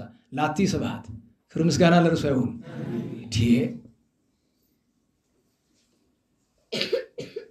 እሱን ማወቅ አለብን። የቀደመ ቅድስና አለ። ሁለተኛ ነገር ኃጢአቱን የሰራው እንኳን ምን ለማድረግ ብሎ ነው? እግዚአብሔርን ያስደስተ መስሎት ነው። ሳይመረምር ሰይጣን ነው ሰው ነው ሳይመረምር ስላደረገው እና የእመቤታችን ስደት ስናስብ እሱን ማሰብ አለብን። ርዕሳችን ምንድን ነው የሚለው? ጽኑ ረሃብ ሆነ ነው አይደለም? አባታችን ቅዱስ አብርሃምን እዚህ ላይ በምድር ረሃብ ጠንቶ ነበረ አለ። በዚህ ዘመን እንደምትመለከቱት ታውቃላችሁ አይደለም? በተባበሩት መንግስታት ድርጅት ዳታ በአማካኝ በአመት ውስጥ በአማካኝ ማለት ነው የዕለት ጉርስ የሚቀምሰው የሌለው በዓለም ከ730 ሚሊዮን ማያንስ ሰው አለ። ከዚህ ውስጥ የሚያሳዝነው ነገር ከ30 ሚሊዮን ያላነሰው ኢትዮጵያዊ ነው። አስባችሁታል? በቀደም በየቀኑ ታውቃላችሁ እኔን ነው እነዛ ሰዎች እናንተም ብታዩት እነዛ እኔን እንኳን አንዱን ተራ ሰውና ሆናችሁ ብታዩት ለነገሩ ሳያዝኑም አውቃለሁ። አንድ ጊዜ ሰው አረመኔ ሆኗል አያዝኑም። ግን ጧት ከሚያሰቅቁኝ ነገሮች ምንድነው? በሬን መደብል በቃ ያም እየመጣ ማንቋት ቀድሞ የሚያማክር ሰው ነው አይደል? ምክር ፈልጌ ነው አይደል? አሁንሳ ራበን የማይመጣ ሰው የለም። አንዳንድ ጊዜ 10 ነው የሚመጡበት ጊዜ አለ። እናቶች መጥተው ምንድነው የሚለው? ልጆቻችን ምን እናብላቸው? ባለፈው ነገርኳችሁ ከአቅም በላይ የሆነብኝ ሲሄድ ያደግ ሰው መጣና የለኝም በላቸው 2-3 ቀን አለ። ለምንድን ነው ያንን ያለ? ምክንያቱም ያለችን ትንሽ ሳንቲም ለገዳማት ለአብነት ትምህርት ርዕስ ያላት ናት። ምክንያቱም ለአንድ ሰው ሰጡት ሂዶ ሌላ ለቸገረው ለ10 ሰው ይነግርላቸዋል። እኔ እንደ በደል ቆጥርበታለሁ ያንን ነገር አይደለም። ግን በደልም እንዴት ዋላችሁ? እርባችሁ በላችሁ ሌላ የራበው ሰው አረ ምግብ አለ ወደዛ ብሎ ቢልክ ሰው ያስመሰግነዋል እንጂ ያስነቅፈዋል? እኔ ግን ለኔ ዳ ስለሚሆንብኝ እኔ ግን ነቅፋቸው ሂሩልኝና በቀደም አንዲቱ መጣ አለቀሰች። እባክህ እርቦኛል ስለ አምላክነት እኔ ላደርግም ማልችለው ነገር እስቲ ሂጂልኝ ከዚህ ምናምን ብዬ ተሳጭ አባረርኳት። ትልቅ በደል ዋላ ገብቼ እንደገና ምህረት ልመንኩ። ምክንያቱ ያበሳጨኝ ምንድነው? ላላ የእመቤታችን ስም ስጠራብኝ ቸገረኝ። ምክንያቱም ስሟ ከተጠራ ማድረግ ነበረብኝ። ደግሞ የማደርግበት ሁኔታ አልነበርኩም። ስለዚህ ተበሳጭቼ ሂጂልኝ ከዚህ ምናምን ብዬ ተቆጣሁ። አስባችሁታል? እርቦት መጥቶ ከፊታችሁ የሚያለቅሰን ሰው ሂድልኝ ብሎ መበሳጨት በደል ነው። በደሌን ነው የምነግራችሁ። ከዛ ደግሞ አንዷ መጣችን። አንዳንዴ ሲቸግር ምንድነው የሚደረገው? ደግሞ አንዳንዶቹ ምንድነው የሚፈልጉት መሰላችሁ? ወይ የታመሙ ይሆናሉ ምን ይሆናሉ? ቋሚ እርዳታ ነው የሚፈልጉ። በየወሩ 2000 3000 እንድትሰብሩላቸው እና መጣ። ይኸውልሽ እናት ችግሯን ነገረችኝ። ልጇ ህመምተኛ ነው። ህመምተኛ ስላችሁ ያምሮ ማለት ነው። ከክንዷ ማውረድ አትችልም። እና ስራ መስራት ምትችይ ከሆነ ስራ እንስጥሽ። በስላት ሞክሬው ነበር እንኳን ሌላ ስራ እንደሰራ ብዬ ከሚያሳድጉበት ስፍራ ሰጥቻቸው መልሰው ነው የሰጡኝ ከጅሽ ካልሆነ ይሄ እድሜው ያጥራል ዝም ብለሽ አንቺ ያዡ ብለውኝ እና አሁን መቀመጡ የቸገረው ነገር አለ መስራቴ ከህመሙ በፊት ራቡ ሊገለው ነው አለች ከኔ ይልቅ እሱ ብታዩት መቆም አይችልም እየተልፈሰፈሰ ነው ከህመሙ ጋር ደግሞ ራቡ እና እስኪ ሳንቲም እፈልጋለሁ ተመለሽ ብዬ የሆነ ነገር ከዛ የሆነ ነገር ሰጥቼ ከሰደድኩ በኋላ ሳስበው አንድ ወር ምናምን ካቆያት ነው ያን ነገር ያልቃል ከዛ በኋላስ አሁን የኔ የስል በዚህ በሚቀርጸው ምናምን የሚሆን ሰዎች ምን እናደርግ ምናምን ለሶስት ለአራት የምታደርጉት ነገር አይደለም እኮ ይሄ የቤተ ክርስቲያኗን ኃይል የሚጠይቅ ነገር ነው ኃይል የሚጠይቅ ነገር ነው አንድነት የሚጠይቅ ነገር ነው አሁን ታውቃላችሁ አይደለም አሁን ታሳስን እየጠበቁ ነው አይደለም ደግሞ አደባባይ ኢየሱስ ደግሞ ሊያፈርሱ አይደለም ደግሞ ሌላም አለ ተራ እየጠበቀ አይደለም ያፈርስ ቤተ ክርስቲያን ይሄ ሁሉ ገንዘብ አስባችሁታል አሁን እየተሰራ ያለው ቤተ ክርስቲያን ወደ 200 ሚሊዮን ብር ምናምን ይወጣበታል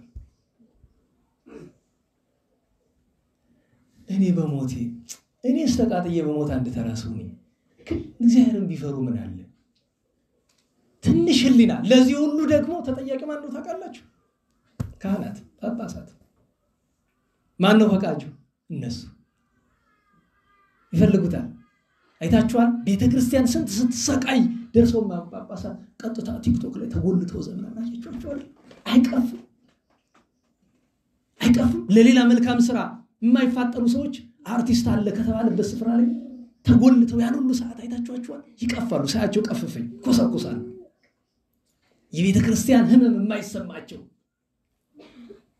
ነውርን ጌጥ ያደረጉ ይሄ ሁሉ ግፍ ቤተ ክርስቲያን እየደረሰ ይሄ ሁሉ ደሃ እየተራበ የማይጨንቃቸው ታውቃላችሁ አንዲት ደሃ ቀድሞ ቢረባት የት እንደምትሄድ ታውቃላችሁ ወደ ጳጳስ ለምን እንደሚራራላት ታውቃለች ዛሬ ጳጳስ እንደሚለምን ሰው አይደል አረማነት ያስገባዋል መጀመሪያ ነገር አኔ ያሳዝናል እንዲህ ነው በቃ መጨረሻችን ይሄን ሁሉ ምለፈልፍበት ምክንያት አንዳንዴ ለኔ ማይገባኝም ለምን እንደሆነ ታውቃላችሁ ተናግሬ ማን ሰምቶ ምን ይሰራል አንድ ጊዜ ያቺ ቀን ደረሳ ሁሉን እግዚአብሔር እጁን እስከሚሰጥ ነው ሁላችን እጃችን እስከሚሰጠን ድረስ ማንንም ሰምቶ ለማይተገበረው ነገር ይሄንን ደግሞ ይሰሙና ከዚህ ከኦዲዮም ከቪዲዮም እየቆራረጡ ይሄን አለ ብሎ ደግሞ ሲሳደብ ይሰንብታል እንዴ አለ ምናምን ይያል በቀደም ካስተማርኩት አንዱ ቆርጦ ሀምን እንዳገኘው ራሱ አላውቅም ሰነት ተማሪ ካልሆናችሁ አትጸድቁም አለ አው ደግሞ አለው ሰነት ተማሪ ካልሆነ ማንንም ሰው አይጸድቅም ሰነት ተማሪ ማለት ግን እዚህ ወጣቱ ይለሰንበት ትምህርት ቤት መቀመጥ አይደለም ሰነት ትምህርት ቤት ማለት ክርስትና ማለት ነው ሰነት ትምህርት ቤት ማለት ህይወተ መላእክት ማለት ነው ነናላችሁ ጌታ የሚመጣ በዕለተ ሰንበት አይደለም ስለዚህ በሰንበት የሚሰሩትን 6 ሰነት ተማሪ ማለት 6ቱን ትእዛዛት የሚጠብቅ ማለት ነው ለኔ ለቤተ ክርስቲያን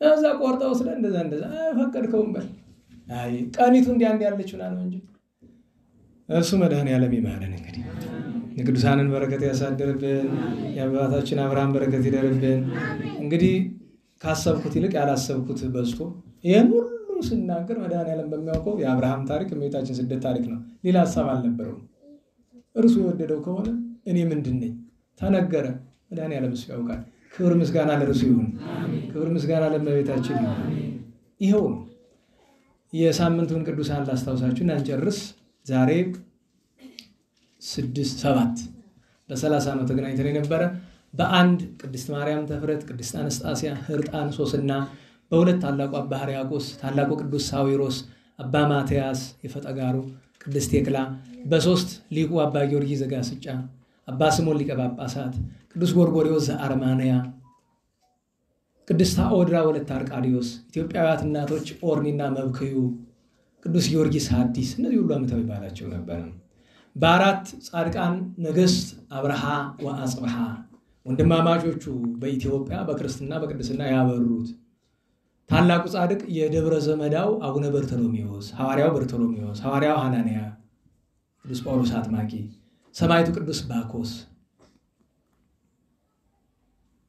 ያጼ ካሌብ ልጅ የነበረው መናኔ መንግስት ገብረ ክርስቶስ ሌላኛው ገብረ ክርስቶስ ሮማዊ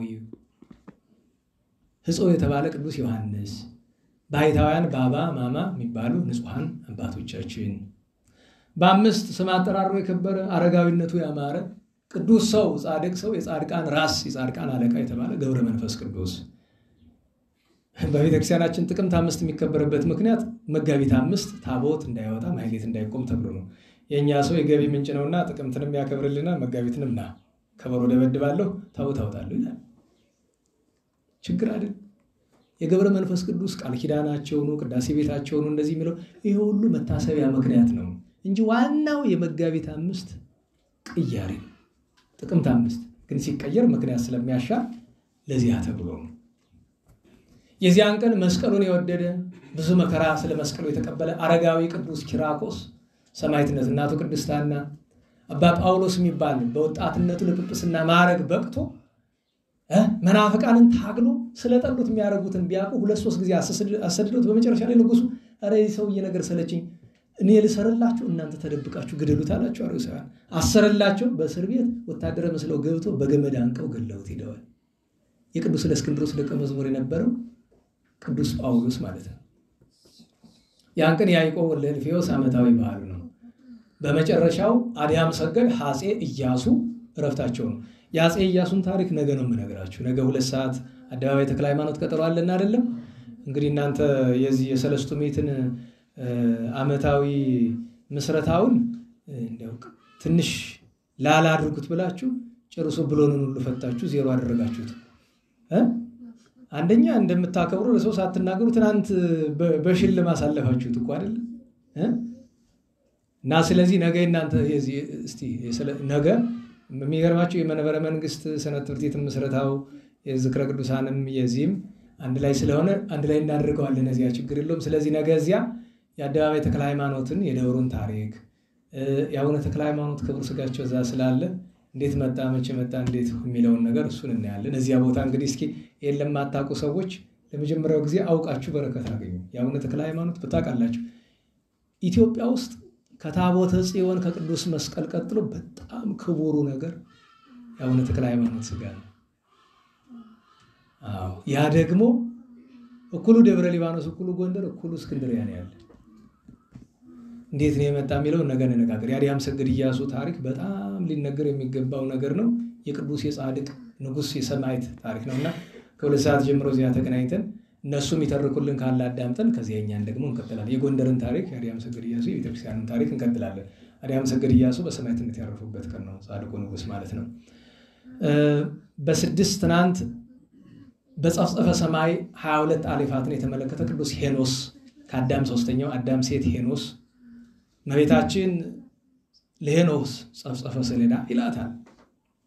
በጸፍጸፈ ሰማይ ስም እግዚአብሔርን በአሌፋቱ ተመልክቶ የአቤል ደም ያጥፋኝ ብለው የሚምሉት የነበሩት የለም በሕያው እግዚአብሔር ስም ነው እንጂ በፍጡር በአቤል ስም መማል የለብንም በአቤል ደም ብሎ ያስተማረ ቅዱስ ሰው ነው። እናታችን ቅድስት ነቢይት ሐና ነቢይት የሳሙኤል የነቢዩ እናት ታሪኳ በስንክሳር ሰምታችሁታል። በመጽሐፈ ሳሙኤልም አለ።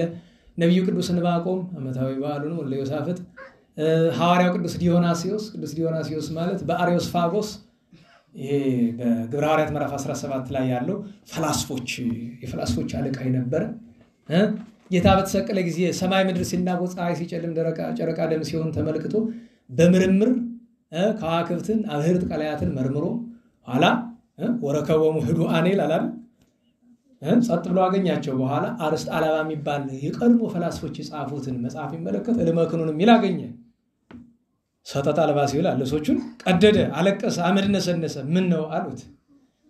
አሳያቸው። እልመክኑ ይላል ምን ማለት ነው? ህቡ አምላክ ወረደ ሙንቱሰ ሰቀለው ወቀተለው የማይታየው አምላክ ወረደ፣ እነሱን ግን ገደሉት። ኋላ ያንን ታሪኩን አጽፎ በጣዖቶቹ ቤት ፊት ለፊት ላይ ጻፈው። ቅዱስ ጳውሎስ ከ14 ዓመት በኋላ ሲመጣ ደስ አለው። መጀመሪያ ተቆጣ። በነገራችሁ እንዴት ዋላችሁ?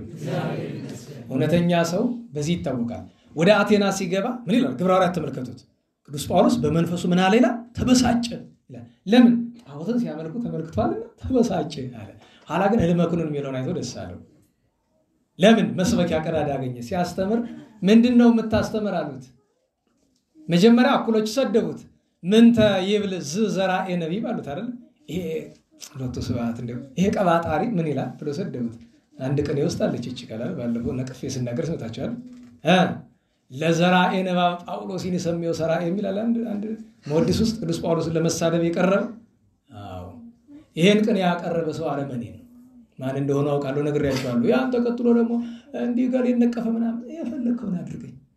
እኔ ከቅዱስ ጳውሎስ የሚበልጥ ሰው በዚህ ዘመን ስለማላውቅ ስለዚህ ለማን ነው የምወግድ? ለቅዱስ ጳውሎስ ነው። ያለም በዚህ ነው የምተረጉመው። አትችልም። ቀጥ ያለ ጠፈፍ ያለ ስድብ ነው ነግራችሁ፣ ስድብ ነው። ለቅዱስ ጳውሎስ የቀረበ ስድብ ነው። ለዘራኤ ንባብ ጳውሎስ ሎቱ ስብሐት ቀባጣሪው ጳውሎስ ማለት ምንም በየትም ብትተረጉመው ነው። እኔ ከማው ከማለማው አታያይዞ ተው። እሱ ቀጥሎ ምን ያለ ኢንሰሚዮ ሰራኤ ስርዓተ ቤተክርስቲያን ለመስራት ችሎታ የለውም ማለት ነው። ባልክ ነው ደግሞ ሲሳደብ ሁለተኛ ስድብ ይኸውላችሁ ሰው ተማረኩ ሲል ድፍረቱ እንደዚያ ነው። ራሱ ቅዱስ ጳውሎስ ምን ወላል እንደዚህ አይነት ሰዎች በሮም ሰዎች የመጀመሪያ መልእክት የመጀመሪያ ምዕራፍ ምን አለ? እንራቀቃለን ሲሉ ደነቆሩ አሉ። ይኸው ደረሰ። አዎ ጨዋታና ሃይማኖት የተለያዩ ነገሮች ናቸው። ቀልድና ሃይማኖት የተለያዩ ነገሮች ናቸው። በቅኔ ውስጥ ያውቀሩላታል እሱ በሙያ አሉበት። ስንት ቀልድ ጨዋታ አለ አይደለም? የተገባ ነው ወይ? ስንት የማይረባ ነገር የለም? እስኪት ምናምን የሚል ቃል የገባባቸው ስንት ቅኔዎች አሉ። ለምን ሙያ ነው? ስንት ነገር አለ እኮ። ለዚያ ነው ሙያውን አስከብሩ ብለን በተናገረ ሰዎች ተበሳጩብን። ቅኔን አስከብሩት። የሚከበር ደግሞ ከማይገባው ስፍራ ሳይገኝ ሲቀር ነው መጀመሪያ። ለሁሉም ቅዱስ ጳውሎስ እንደዚህ አየ። እኩሎች ሰደቡት፣ እኩሎች ወደ ዲዮናስዮስ ወሰዱት፣ አስተማረው፣ አጠመቀው። ከዚያ በኋላ ስርዓተ ቤተክርስቲያንን ከቅዱስ ጳውሎስ ተቀብሎ ለምዕመናን የሰጠ እሱ ነው። ሰማዕትነት ተቀብሏል። እግዚአብሔር ሁሉን በረከት ያሳድርብን። ዮሲፎስ ሶርያኖስ ደቀ መዛሙርቱ አብረው ተሰውቷል። እንጦንዮስ ዘሀገረ ባና፣ ቅዱስ ረዋቅ አባታችን ታላቁ ጰንጠሌዎን ዘጾማዕት 45 ዓመት ከቆመ ሳያርፍ ከዘረጋ ሳያጥብ እህል ሳይበላ ውሃ ሳይጠጣ በሕይወቴ ከሚያስደስቱኝ ነገሮች አንዱ 9 ቅዱሳን ገዳማት ውስጥ 2 አባ ሊቃኖስና አባ ጰንጠሌዎን ከቅርብ ናቸው ለአክሱም ከላይ ይታያሉ። እና እዚያ ሄደን እያለ በገድላቸው ላይ ያለ አለ አይደለም በሰርክ ሰዓት በጠዋት ትንሽ እንጨት ሰጡት። እንደ ጥድ ያለ እንደ ወይራ ያለ ነገር ሰጡት። ያንን ወስዶ ተከለው። ቢጸልዩበት ዛፍ ሆነ፣ ትልቅ ዛፍ በአንድ ጊዜ 100-200 ዓመት የሚፈልገው ማለት ነው። ወዲያውኑ ያንን ፈልጠው ፍም እንዲያፈም አድርገው ፍሙን በምን ሊያዘዋል? በቀሚስ ያዘዋል። በመንኩስና ቀሚስ ይዘው ወዴት ልሰደው? ለአባ ገሪማ ወሰደለት። ለልጅ ለገሪማ ወሰደለት። ይህን ድንቅ ስራ የሰሩ አባታችን ታላቁ ጰንጠሌዎን ዘጾማዕት እረፍታቸው ነው፣ በረከታቸው ይደርብን። ታላቁ ሰማዕት አርበኛ ደገኛው ቅዱስ ድንግል አዛል መስተጋድል የሚባለው አባ በጸሎተ ሚካኤል ተሰጡ ነው። አባ በጸሎተ ሚካኤል ታውቃላችሁ፣ ንጉስ ነሽ፣ ንግስት ነሽ፣ ጳጳስ ነሽ፣ ምንድን ነሽ የለም ማለት ከንጉሱ ይልቅ ከጳጳሱ ጋር ዮሐንስ የሚባል ጳጳስ በዘመኑ ነበርና ጳጳሱ ጋር የገባበት ነው የሚገርመኝ። ኮፖ እየተቀበለ ክህነት ይሰጣል አሉት ነው። አረ ቀጥ ብሎ በረሃ ተነስቶ ከመንበረ ጵጵስናው ገብቶ እጅ ሰላምታ ከሰጠ በኋላ እንዲህ ያለ ነገር ሰምቻለሁ እያደረጉ ነው ብሏል። ጳጳሱ ነደደው። አንተ ተራ መነኩሴ ነህ፣ እንዴት እኔን ትናገረኛለህ ብሎ። አይ የኔ ተራ መነኩሴ መሆን አለመሆን አይደለም፣ አድርገውት ከሆነ ሐዋርያት በሲኖዶሳቸው ምን አሉ? ጉቦ የሰጠም የተቀበለም ከክህነቱ ተሽሯል። ስለዚህ አድርገውት ከሆነ ክህነት የሰጡትም እርሶም የለውትም ነው። በዚህ ምክንያት ጳጳሱ ንጉሱ ከሰው አስገረፏቸው ደማቸው እስኪፈስ ድረስ። ዛሬ ቢኖሩ ያዘለዝሏቸው ነበር። እንዲህ የሚያደርግ መነኩሴ ቢኖር የለም እንጂ ስንል እኔ በነገራችሁ ላይ ግራ ቀኙን ስታጡ የአባቶች ተረት ትዝ ይላል አይደል? ወተት የለም እንጂ ዳቦማ ቢኖር ማግ እያደረግን እንበላው ነበር እንዳለ።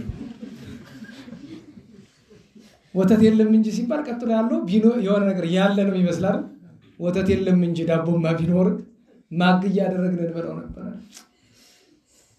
ስታስቡት በግራውም በቀኙም ሰው ስታጡ እንደዚህ ነው መሰል የሚባል አይደል? አዎ ዛሬ እንዲህ ያለ የሚናገር ሰው ቢኖር ይዘለዘል ነበር።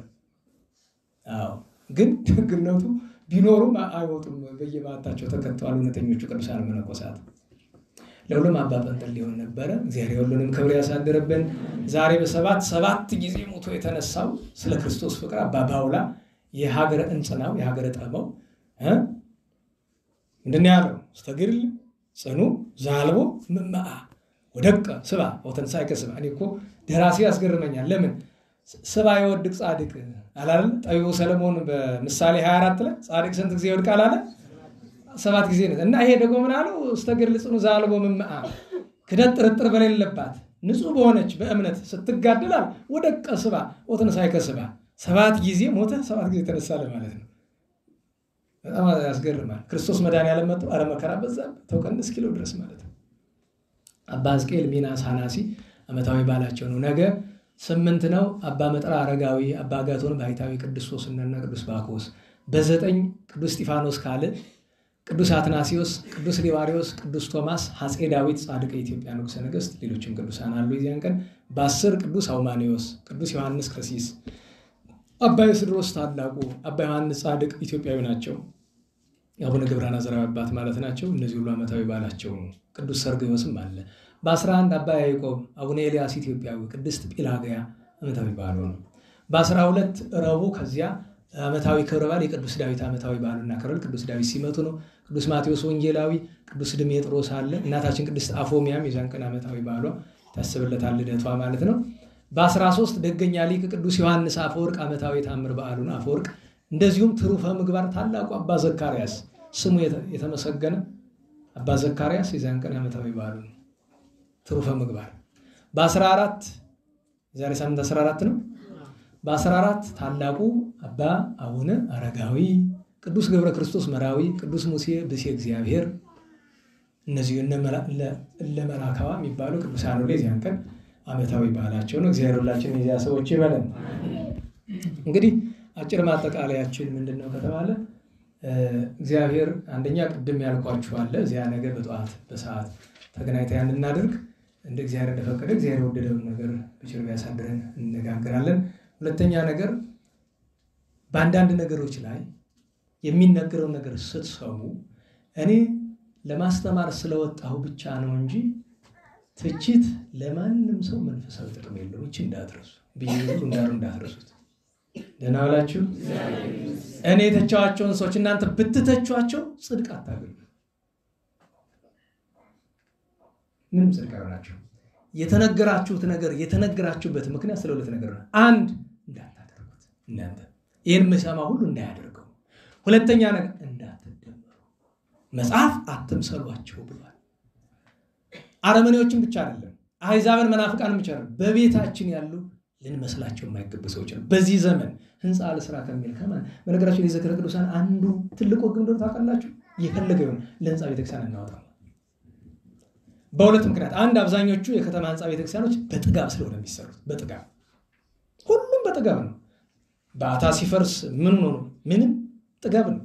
አብየ ጊዜ ሲፈርስ ምን ሆኖ ነው? ባለፈው ጥጋብ ነው። ሚካኤል ምን ሆኖ ነው? ጥጋብ ነው። ለምን? የተሻለ እንፈልጋለን። እሱ ብቻ አይደለም። አሁን አንዲቱ ባለፈው ስለት ነበረብኝ ለመንበረ መንግስት የንታ ሲናገሩ ሰምቼ ማቶኔላ ማንጠፊያ ምናምን ብላ ገንዘብ ስትልክ አንተ መድኃኒዓለም አይ ያን ሲሉ እሳቸው በግልጽ ነው የምነግራቸው። ቅርብ ቢላችሁን አይገደኝም። የንታ እንደዛ ሲሉ ልንሰማቸው አይገባንም። እንታ ስለሆነ አይደለም። ለምን?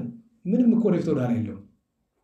አገር በረሃብ ያለቀ የመንበረ መንግስት ሜዳው እንደ አንዲት ሀብት እንደሌላት ሴት ግቢ በአበባና በማቶኔላ ማጌጥ አለበት። እንዴት ዋላችሁ? ይሄ ነው መንፈሳዊ ግብር? ይሄ ነው የሚያስቀና ስራ? በነገራችሁ ላይ አንድ ምንፍቅና ያለ ሰው ሲያደንቃቸው ሰምቼ ግርምኛል። እንዲህ ነው እንጂ የራስ እንደ ለራስ ቤት ማድላት ምናምን እያለ ማለት ነው።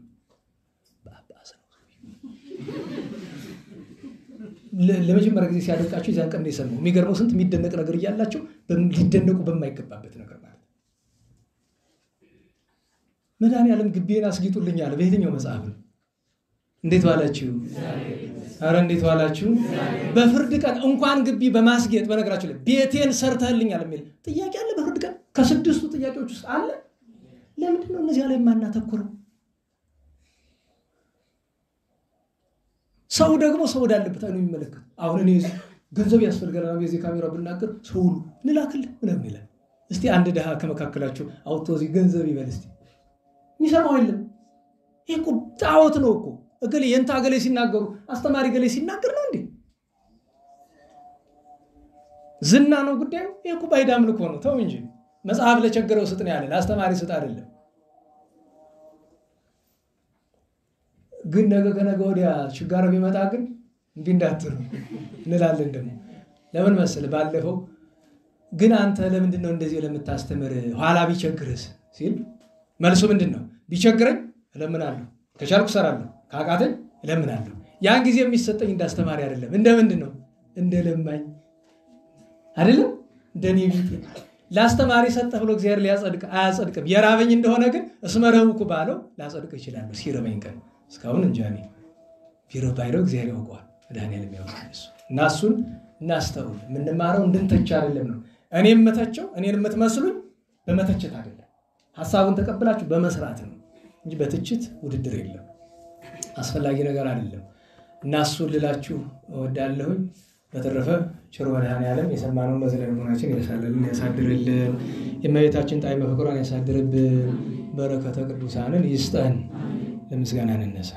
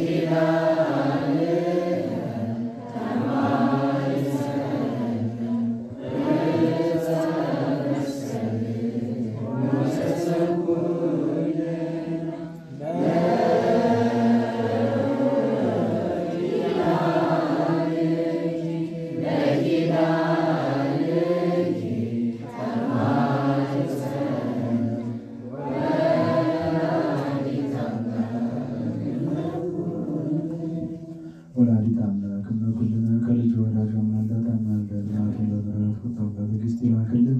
ለመምህራችን ቃለ ሕይወት ያሰማልን። የአገልግሎት ዘመናቸውን ይባርክልን። እድሜና ጤናውን ያድልልን። ለወንድሞቻችንም ቃለ ሕይወት ያሰማልን። ከሩቅም ከቅርብም መጥተን ቃሉን እንድንሰማ የፈቀደልን ፈጣሪ ማስተዋሉን ትዕግስቱን ጽናቱን አድሎ ከተለያየ ፈተና ጠብቆ ፍጻሜያችን ያሳምርልን። የታመመ ምሕረቱን ይላክልን። ለሞቱት ወገኖቻችን ነፍሳቸውን ይማርልን። ከበዓሉ ከቅዱሳን አባቶቻችን ረድኤት በረከት ያሳትፈን። ሰላም ያሳድረን። አቡነ ዘበሰማያት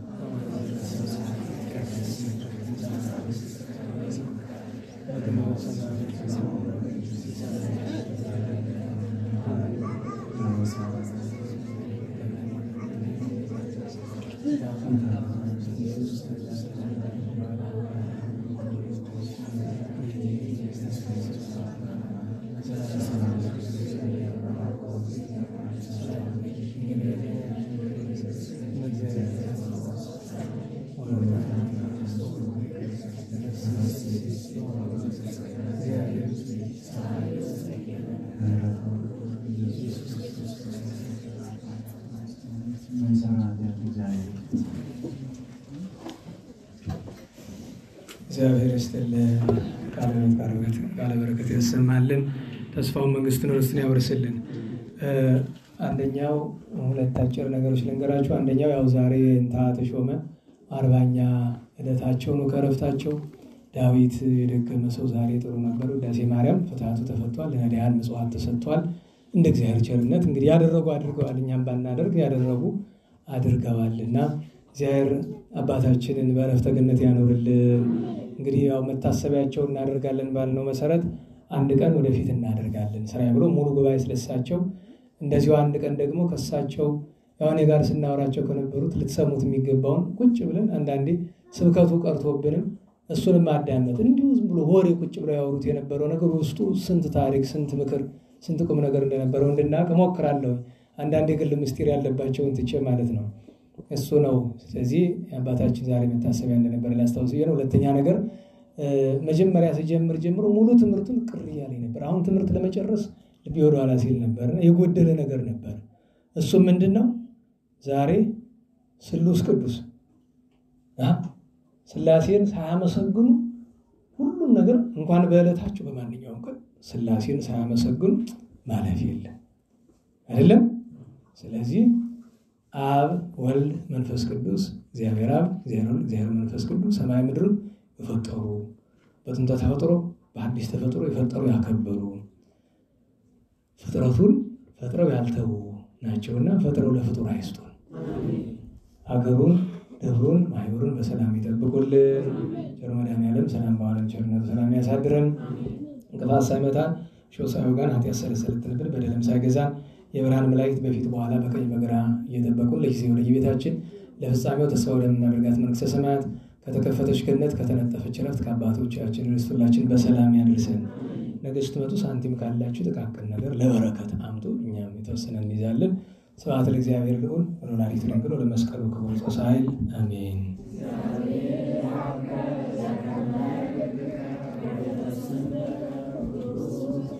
አሜን። ሳንቲሙን ያልኳችሁ ለደብሩ ለአደባባይ ተክለ ሃይማኖት ማለት ነው። መጽሐፍ የተቆም ራቀከ ቅድመ ነቢየ እግዚአብሔር ይላል። እንኳን በእግዚአብሔር ፊት እግዚአብሔር በቀባው ፊት ባዶ እጅህን አትምጣ ስለሚል ለሱ ነው። በሰላም ያሳድረን።